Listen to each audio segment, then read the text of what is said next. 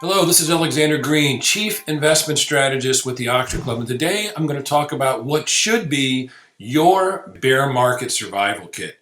This has been a tough year for the stock market. We got off to the worst start for the stock market in 52 years. And I think we all know why. It's obvious that the inflation is running hot. It's the highest it's been in 40 years. There have been lots of other problems. The supply chain is still snarled. There have been shutdowns in China. We have the war in Ukraine. We've got other issues in Washington and elsewhere.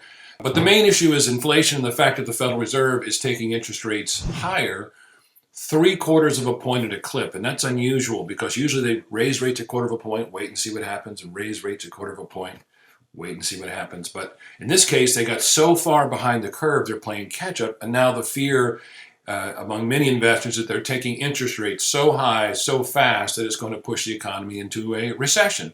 And that's a possibility, but it's not necessarily a probability. As the economist famously said, that the stock market has predicted 9 of the last 5 recessions. Not every sell-off, not every correction or bear market means we're headed into a recession. But if we did head into a recession, it wouldn't be the end of the world, and it wouldn't damage your long-term stock returns, which I want to begin by saying that short-term money has no business in the stock market unless you consider yourself a gambler or a speculator.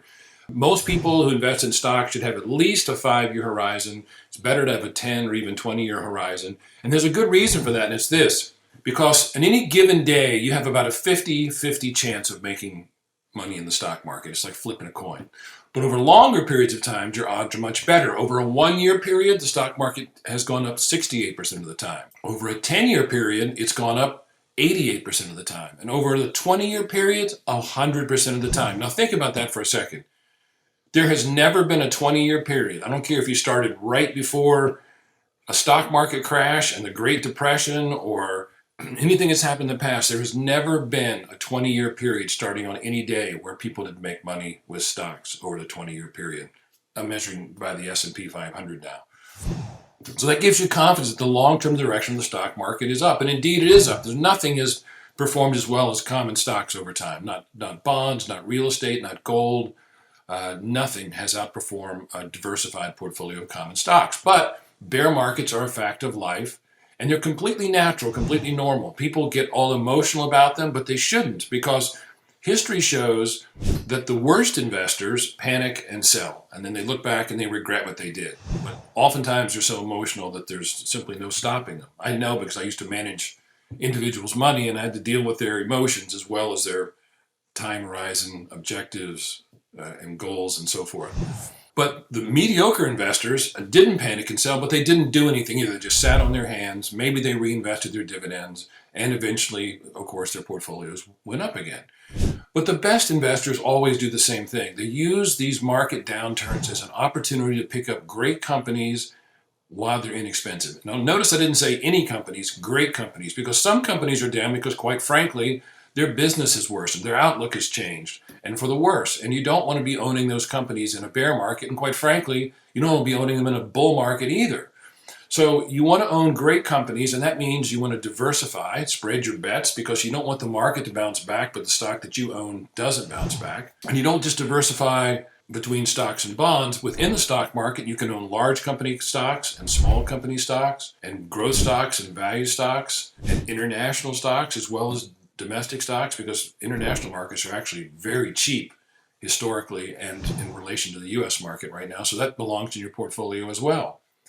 But the key thing is to manage your emotions. Warren Buffett famously said that the investors who earn the highest returns are not the ones with the biggest brains. They're the ones with the strongest stomachs. And no one needs a strong stomach during a bull market. Everybody's so proud of themselves. They got their chest puffed out, telling everybody how much money they're making. But then people start to feel bad. They feel embarrassed or ashamed that their portfolio is going down in a bad market. And there's no reason to feel that way. Warren Buffett's portfolio is down for the year. My portfolio is down for the year. It doesn't matter. I'm not losing a bit of sleep. I've been through this before. I had been in the money management business for years when the stock market crashed in 1987. The bear market of 1990 after Saddam Hussein invaded Kuwait and there was going to be war in the Middle East. The dot-com collapsed. The market took a big drop from March of 2000 to 2002. Then we had 9/11. The stock market closed, and then for a week, and when it reopened, of course, it plummeted. Then we had the real estate bubble and the financial crisis and the Great Recession. Then the COVID crash a couple of years ago. And every time, the news backdrop is different. But what you should do as an investor isn't different. You should very carefully and methodically put money to work in great companies that are selling at discounted prices. And it doesn't matter if the stock market goes down even further from here, because at some point it's going to go up, and it's going to go up rapidly, and there's no way to play catch up and buy everything you should have bought in the down market when it starts going up. I do think that a lot of this is just about managing A, your expectations, and B, your emotions, and only then can you manage your money successfully and do with this bear market what you should have done with every bear market in the past, what I did with every bear market in the past, because I'm one of those weird contrarians who actually gets excited. The lower stock prices go, the more excited I get. But let me just say, if you're not a contrarian, if you don't feel that way, if the stock market scares you, there's no reason to just look at your stock portfolio and obsess over how much it's down this month or this quarter or from the all-time high it ever hit. Because remember, it never would have hit that all-time high if you hadn't owned stocks to begin with. And if you're looking at the stock market in order to find new opportunities, that's great. But if you're looking at the stock market just to beat yourself up, that makes no sense. Go play golf. Go play with your kids and grandkids. Go take a trip, because there's no advantage to just sitting there marinating in a portfolio that's down because we're in a bad market. And all I can say is, looking back, every one of these crises we've had, the COVID crisis, the financial crisis, the stock market crash of '87, all those sell-offs were great opportunities. I'm better off today as an investor. My net worth is higher because of those bear markets. And you will be better off in the future because of this bear market, but not if you sell, and not as much if you do nothing. But if you use this time to patiently, methodically buy undervalued stocks, don't put all your money to work at once, put it in gradually, but over time, add to your portfolio. And I'm telling you, when the market recovers, and it will eventually, as it always does, you'll be glad you did. And speaking of companies that are worth buying in a bear market, I recently sat down with longtime subscriber and best-selling author Bill O'Reilly to talk about a medical device maker that is revolutionizing healthcare and whose prospects are exceptional. So to watch that presentation, just click on the link below.